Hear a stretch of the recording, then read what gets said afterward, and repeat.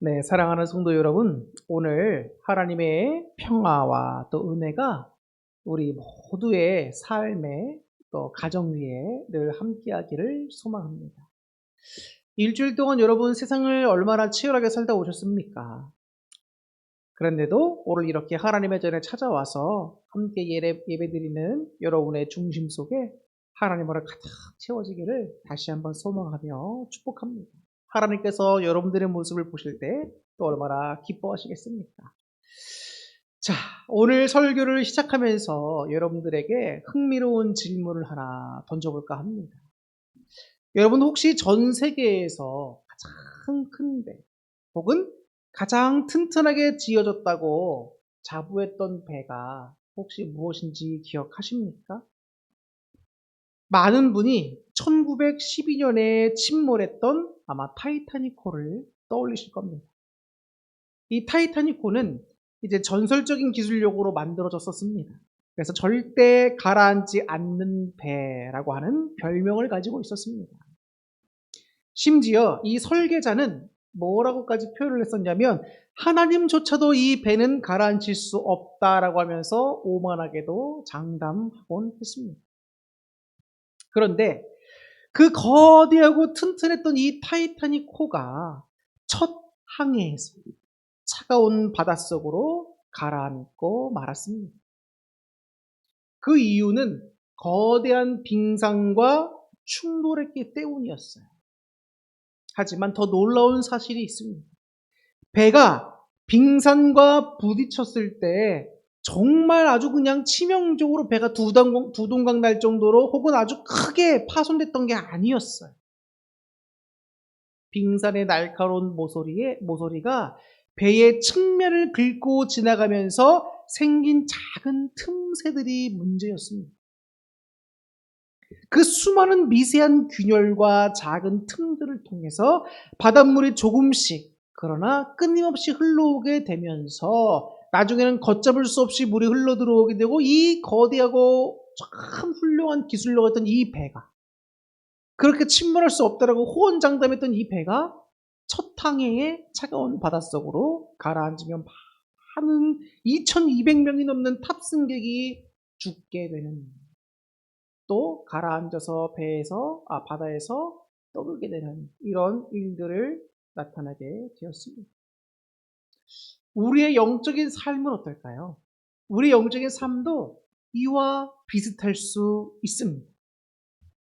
우리의 신앙과 믿음을 단번에 무너뜨리는 것은 여러분 생각보다 어떤 거대한 일들이 일어나서라기보다는 우리의 삶 속에서 일어나는 작고 사소한 죄악들일 수가 있어요. 여러분 살인하십니까? 살인하지 않죠. 여러분 강도짓을 하십니까? 강도짓 하지 않죠. 혹은 거대한 우상을 두고 우리가 절하고 있습니까? 그렇지도 않죠. 이런 것들은 큰일이고 큰 사건들입니다. 근데 이런 것들을 통하여서 실제로 우리 믿음이 위협받지는 않는단 말이에요. 오히려 우리의 영혼을 침몰시키고 우리의 믿음을 힘들게 하는 것은 눈에 잘 보이지 않는 작은 죄들, 그 작은 틈새들이라는 겁니다. 이 정도쯤이면 괜찮겠지. 남들도 다 이러고 사는데 뭐 어떠해? 나도 좀 하면 되지. 이렇게 남겨둔 작은 타협의 조각들이 우리도 모르는 사이에 우리의 영혼을 깊은 죄의 심해로 우리를 끌고 들어간다는 겁니다. 마치 물귀신이 물에서 사람들을 끌어 잡아당긴다는 거 생각하는 것처럼 이런 작은 틈새의 죄악들이 우리를 자꾸 죄의 바닷속으로 끌고 들어가고 있단 말이에요. 오늘 우리가 읽은 본문에는 바로 이 영적인 작은 틈새 때문에 평생을 하나님 앞에서 정직하게 살고도 100점짜리 평가를 받지 못했던 한 왕이 등장을 하게 됩니다. 바로 남유다의 제4대 왕이었던 여호사밧 왕이었어요. 오늘 말씀을 통해서 여호사밧 왕의 삶을 우리가 좀 이렇게 깊게 들여다보면서 그의 삶에 있던 영적 틈새가 무엇이었었는지, 그리고 오늘 삶에 남아있는 우리 틈새는 무엇인지를 함께 발견하면서 결단하는 시간이 될 수 있기를 간절히 주님의 이름으로 소망하면서 축복합니다. 자, 그럼 여호사밧 왕은 누구인가? 자, 여호사밧 왕은 객관적인 성경적 그리고 역사적 배경으로 한번 살펴보면 본문 41절과 42절에서 이 왕을 가리켜서 이렇게 소개해 줍니다. 이스라엘 아합 왕 제4년에 자, 북이스라엘 왕 아합의 제4년째 되는 해입니다. 그때 남유다에는 아사의 아들인 여호사밧 왕이 유다의 네 번째 왕이 된 겁니다. 자, 이 여호사밧이 왕이 될 때 나이가 35세다라고 나와 있습니다. 35세. 예루살렘에서 그 이후로 25년 동안 다스렸다. 그의 어머니의 이름은 아수바라 시리의 딸이었다라고 기록되어 있습니다. 자, 이 여호사밧 왕은 35세라고 하는 아주 젊은 기운찬 나이에 왕위에 올라서 25년 동안이나 남유다를 이끌었습니다. 역사적 관점과 역대하 성경의 기록들을 종합해서 보면 그는 어떤 왕이었냐면 남유다 역사상 몇 안 되는 탁월한 성군으로 칭송받던 왕이었어요. 그의 업적은 크게 세 가지로 요약할 수가 있었습니다. 첫 번째는 어떤 업적이었냐면 국가의 국방과 안보를 튼튼하게 했던 강력한 왕이었습니다. 이게 굉장히 제일 중요한 문제죠. 나라의 경비를 강화하고 요새를 구축하고 군대를 정비하고 이웃 국가들이 감히 남유다를 침략하지 못하도록 국력을 키웠던 왕이었습니다. 국방이 이렇게 튼튼해지니까 자연스럽게 경제와 사회가 안정과 변형을 누릴 수가 있게 되는 거죠. 두 번째 그의 업적이 뭐였냐면 공정한 재판 제도를 확립한 정의로운 왕이었습니다. 성경에서는 재판장들에게 재판할 때도 좀 이렇게 뇌물 받고 구분 재판하지 말라라고 엄히 명령이 되어 있습니다. 근데 그만큼 이 재판장들은 권세를 갖고 있을 뿐만 아니라 이 재판 하나로 말미암아 억울한 사람들이 정말 억울한 일을 겪을 수 있는 일들을 할 수가 있어요. 그런데 이 당시 때도 여러분 구분 재판, 재판관들의 타락 얼마나 심했는지 몰라요. 근데 왕이 그러니까 이 재판 제도를 다시 개혁한 겁니다. 정의로운 왕이었죠. 전국 주요 성읍에 재판관들을 세우고 이렇게 명령합니다. 너희가 재판하는 것이 사람을 위한 것인지 여호와를 위한 것인지 잘 살피라. 재판할 때 여호와께서 너희와 함께 계시느니라. 여호와를 두려워하는 마음으로 공정하게 하라는 겁니다. 뇌물 받지 말고 어떤 이익을 위하여 구분 재판하지 말고 여호와 하나님을 두려워하는 마음으로 바르게 재판하라는 겁니다. 얼마나 여러분 법치주의도 잘 확립하면서 억울한 일을 백성들이 겪지 않도록 애썼던 왕입니까? 주님의 공의와 정의를 실천했던 왕. 훌륭한 왕이죠. 마지막 세 번째로 어떤 업적을 남겼냐면 이게 가장 중요한 업적인데 그는 철저한 종교개혁가였습니다. 이 사람은 왕위에 오르자마자 이방신이었던 바알들의 규례를 따르지 않았습니다. 그의 조상 다윗의 길처럼 정의롭고 의롭게 하나님을 섬기는 길을 택하여 갔습니다. 심지어 방백들과 레위 사람들을 전국 각 지방으로 파송합니다. 그래서 하나님의 율법책을 가지고 백성들을 직접 찾아가 하나님의 말씀을 가르치게 했습니다. 얼마나 훌륭한 왕입니까? 영적 문맹 퇴치 운동이자 말씀 회복 운동을 일으켰던 거예요. 신앙은 말씀이 없으면 절대로 바라볼 수가 없습니다. 왜? 하나님 뜻이 무엇인지 모르잖아요. 그런데 그 말씀을 가르치며 백성이 하나님 뜻을 깨닫고 주님께로 돌아올 수 있게 했던 왕이라는 겁니다. 얼마나 훌륭한 왕입니까? 이러한 전방위적인 개혁의 결과로 오늘 본문 43절 전반부는 이 여호사밧 왕을 향해서 대단히 영광스러운 평가를 내립니다. 뭐라고 했냐면 여호사밧이 그의 아버지 아사의 모든 길로 행하며 돌이키지 아니하고 여호와 앞에서 정직히 행하였다라고 나와요. 여호와 앞에서 정직히 행하였다. 이 정직히 행하였다라고 하는 것은 사람의 평가가 아닙니다. 하나님께서 그를 보실 때에 매우 기뻐하였다.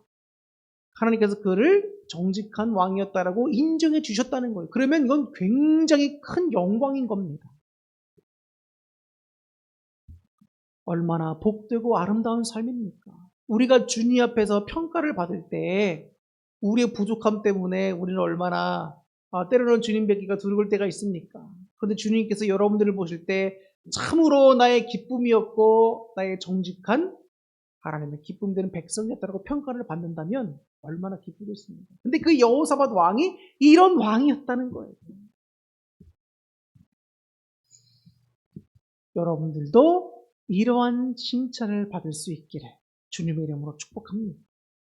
그런데 오늘 본문의 말씀은 여기서 멈추지 않아요. 그게 해피엔딩으로 끝나면 얼마나 좋습니까?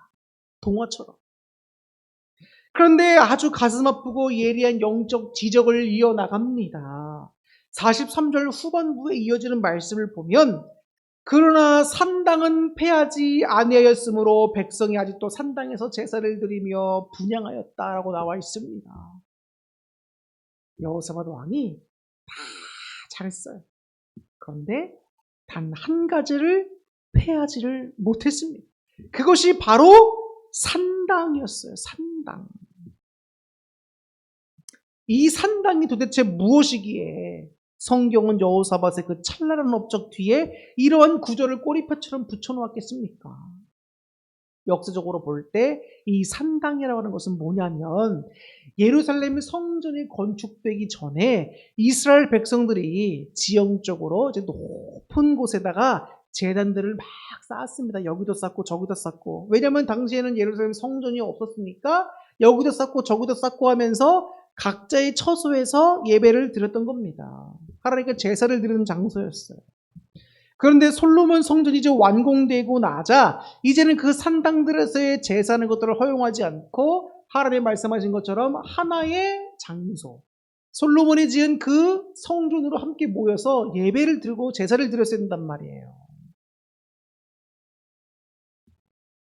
그것이 신명기에서 모세를 통해 끊임없이 강조됐던 예배의 유일성이자 하나님의 법이었습니다. 그런데 백성들은 이 성전이 다 완공된 후에도 산당들로 향하는 백성들이 많았습니다. 왜 그랬을까요? 편리했기 때문이에요. 자, 한번 예를 들어볼까요? 우리가 만약에 예배당이 하나밖에 없습니다. 근데 그 예배당이 만약에 저쪽 서울에 있다고 한번 생각해 보세요. 우리는 서울까지 한 1시간이면 가니까 40분이면 가니까 금방 갑니다. 근데 만약에 저기 밑에 해남에서 오는 분들, 뭐 경상남도, 전라북도에서 오는 이런 분들이 서울에 있는 장소까지 한번 온다고 생각해 보세요. 얼마나 힘들겠습니까? 그리고 전 국민이 다 움직인다고 생각해 보세요. 우리가 명절 한 번 때 예전에는 막 이렇게 막 밑에서부터 강원도까지 올라오시는 분들, 막 이렇게 땅끝에서 올라오시는 분들은 하루 잡고 와야 돼요. 근데 만약에 우리가 서울에 있는 한 성전으로 다 전 국민이 모인다고 생각해 보세요. 모두 다 움직이게 됩니다. 그러면 명절이 더 심각한 교통난과 비롯하여서 주차난도 있고 또 그 오는 시간들이 얼마나 힘듭니까? 그러니까 사람들이 지어졌던 산당을 그대로 활용하기 시작하는 거예요. 활용했던 겁니다. 그 동네 뒷산에 있는 산당은 언제든지 편할 때 갈 수 있는 거예요. 내 맘대로 내 방식대로 제사를 지낼 수 있었던 겁니다. 여기서 더 무서운 것은 그렇게 되기 시작하면서 영적 오염이 일어나기 시작했다는 거예요. 원래 산당은 이 가나안 땅에 살던 이방 민족들이 자신들의 우상인 바알과 아세라를 섬기던 종교의 중심지였어요. 바알과 아세라를 섬기던 이 산당들을 예배당이 없을 때는, 성전이 없을 때는 그곳에서 바알과 아세라를 섬기지 말고 하나님을 섬기는 걸로 허용을 해줬었지만 나중에 성전이 지어졌음에도 불구하고 이 사람들이 산당을 이용하면서 가나안 사람들의 종교 문화에 점점 젖어들기 시작하니까 거기서 같이 행음하면서 함께 주님을 섬기지 않고 바알과 아세라를 섬기는 거예요. 나 편한 대로의 신앙이 작은 틈새가 이렇게 큰 영적인 오염과 타락으로, 죄악으로 이어지게 됐다는 겁니다. 겉으로는 여호와 하나님이 이름을 부르고 있는데 제사 드리는 방식이나 마음가짐은 이방 우상 숭배자들과 똑같아졌던 거예요. 이것을 여러분들이 잘 아는 신학적 용어로 종교 혼합주의라고 합니다. 종교 혼합주의. 쉽게 얘기하면 교회 안에 와서 목탁을 두드리면서 하나님의 이름을 부르는 겁니다. 목탁은 불교에서 두드리는 거잖아요. 그런데 목탁을 들고 와서 교회에서 두드리면서 하나님의 이름을 부르면서 예배드린다고 생각해 보세요. 이게 뭐 하는 겁니까?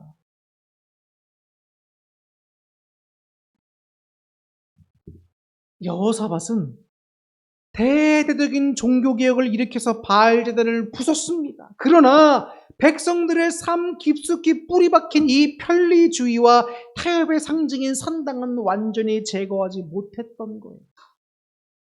아마도 백성들의 거센 반발이 두려웠을지도 모릅니다. 왕권이 강화되기 위해서는 백성들의 강력한 지지를 얻어야 되잖아요. 그럼 백성들에게 지금 허용되던 산당들을 만약에 폐하게 된다면 백성들의 불만과 여러 가지가 터지게 되면 왕의 입장에도 곤란할 수 있지 않겠습니까? 그렇기 때문에 여호와를 잘 섬겨라 라고 하면서 산당을 허용해 줬을지도 모르는 일입니다. 왕이시여, 부수는 건 좋은데 왜 우리가 조상대대로 편하게 예배드리던 동네 산당까지 없앱니까? 그건 너무 과한 처사 아닙니까? 라고 백성들의 압박에 못 이겨서 혹은 그럴 수 있을까봐 산당을 제거하지 못했을 수도 있어요. 어쨌든 간에 결국 여호사밧은 영적 타협을 해버리고 말았던 겁니다. 그래, 우상을 안 섬기고 하나님을 섬긴다고 하니까 산당 정도는 그냥 내버려 두자. 이런 영적 타협을 한 거예요. 그런데 생각해 보세요. 이런 작은 파멸의 씨앗이 나중에는 이스라엘 백성 전체를, 국가를 하나님께 죄를 짓게 만들고 심판받게 되는 아주 매우 큰 죄악의 결과를 나타나게 되었다는 거예요. 백성들은 그 산당에서 지속적으로 그리고 합법적으로 이방신들을 섬기면서 죄를 지을 수 있는 통로를 확보하게 되었던 겁니다. 왕은 정직했을지 모르나 그 왕이 남겨둔 그 산당이라는 틈새 때문에 온 백성이 끊임없이 영적 간음을 행하면서 죄의 굴레에서 벗어나지 못했던 거예요. 사랑하는 성도 여러분, 이 말씀 앞에서 우리는 거울을 보듯 우리 자신을 한번 정직하게 비춰보시기를 바랍니다. 오늘날 우리 안에 완강하게 버티고 서서 허물어지지 않는 영적인 산당은 뭡니까? 여러분들 정말 버려야 되는데 주님 앞에서 버리지 못하고 아직도 내가 원해서 갖고 있는 그 죄의 틈새가 뭐냔 말이에요. 오늘날 교회를 다니는 수많은 그리스도인들이 여호사밧 왕처럼 살아갈 때가 많습니다. 주일이면 성전에 나와 거룩하게 예배를 드려요. 헌금도 하고 직분을 맡아 봉사도 합니다. 하나님 보시기에 정직하게 살려고 무던히 애를 씁니다.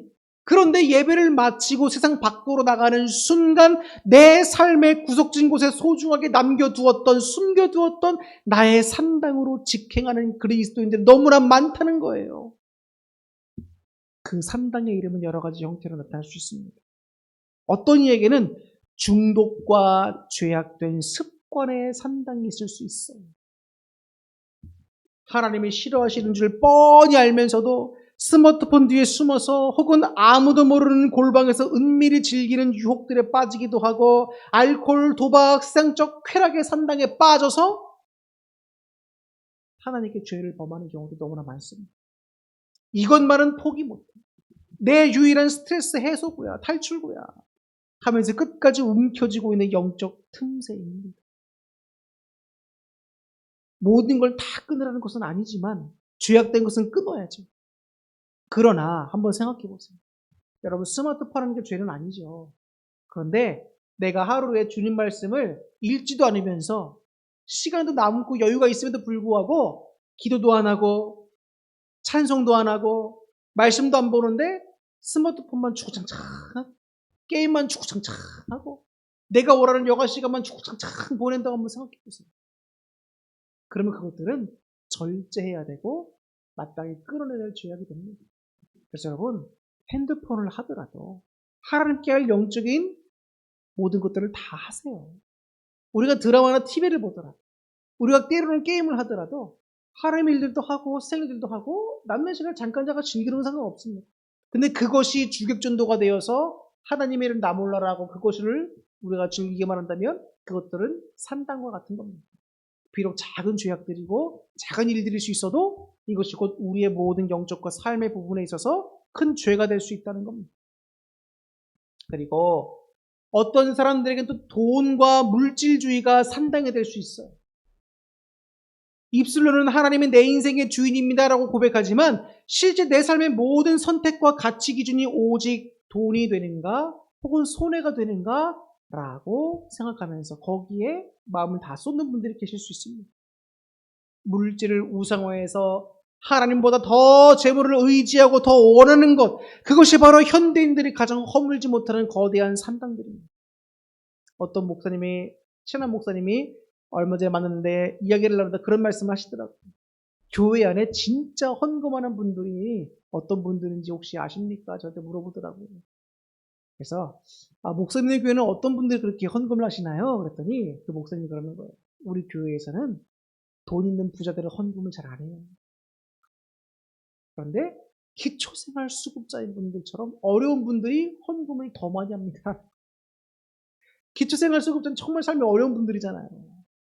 근데 뭘 작정해서 헌금을 한다 하면 100만 원을 드리기도 하고 헌금을 이렇게 하는데 부자들은 5만 원,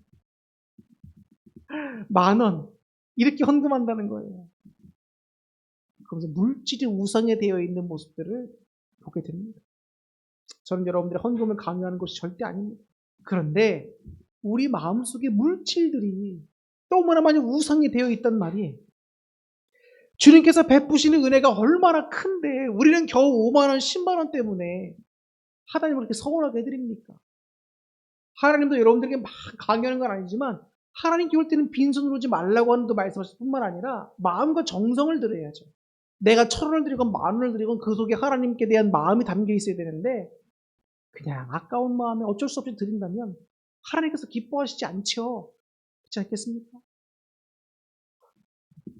하나님은 예수님 말씀하셨어요. 하나님과 재물을 겸하여 섬길 수가 없다. 우리 마음에 물질의 산당이 없는지 한번 잘 살펴보세요. 또 어떤 이들에게는 인간 관계와 사람의 이목을 받는 것이 산당이 될 수 있습니다. 하나님 말씀보다 사람들에 대한 평판, 직장 상사의 눈치, 친구들의 문화에 동조하는 것이 더 중요하다고 생각하는 사람이 있을 수 있어요. 그리스도인으로서 당당하게 거절해야 할 죄의 자리를 왕따 당하기 싫어서 혹은 대인관계를 유지해야 한다는 핑계로 말미암아 타협하면서 슬그머니 앉아있는 영적 동조 행위도 역시 산당이라고 볼 수 있습니다. 어떤 신앙인들이 친구들과 모여서 함께 술집에 가서 앉아있는 겁니다. 근데 그냥 술집도 아니고 악한 술집 이런 데 있어요. 근데 그런 데 가서 앉아있는 겁니다. 그런 데 있으면 되겠습니까? 하나님의 영광을 가리워서 모세는 그 가나안 땅을 눈앞에 보고도 못 들어갔는데 우리는 하나님의 거룩함을 훼손시키고 하나님의 영광을 가리는 죄들을 너무 쉽게 일상에서 집니다. 그래서 별거 아닌 것처럼 생각해요. 그러면 안 됩니다. 우리 행동 하나하나로 하나님의 영광을 가리운다면 하나님께서 얼마나 속상하시겠어요. 쉽게 말하면 여러분들의 자녀들이 나가서 부모의 욕보이게 행동한다고 생각해 보세요. 얼마나 창피하고 화가 납니까? 우리 아이들이 어리면 부모님들과 아빠에 대한 해도 될 말, 안 해도 될 말을 다른 사람들에게 다 하죠. 어떨 때는 참 부모들이 곤란할 때가 있습니다. 근데 그런다고 한번 생각해 보세요. 애들이 어리면 어리니까 저러겠지라고 말지만 컸는데도 그런다고 생각해 보세요. 부모의 입장으로서 얼마나 수치스럽고 이 아이들이 아직도 이렇게 철이 안 들었나? 이렇게 생각할 거 아닙니까? 하나님의 입장은 어떨까요? 아이고, 제 모습이 그런 건 아닌가? 저도 늘 돌아보고 있습니다. 그런데 여러분, 저뿐만 아니라 우리 모든 신앙인들이 항상 자신의 모습을 말씀에 비추어 돌아봐야 돼요. 내 안에 이런 산당들은 없는가? 우리 감리교회를 창시했던 분이 누구라고 그랬죠? 영국의 존 웨슬리 목사님이시죠? 이 목사님은 성도님들을 끊임없이 강조했던 게 있습니다. 바로 그리스도인의 완전과 성결을 날마다 외쳤어요.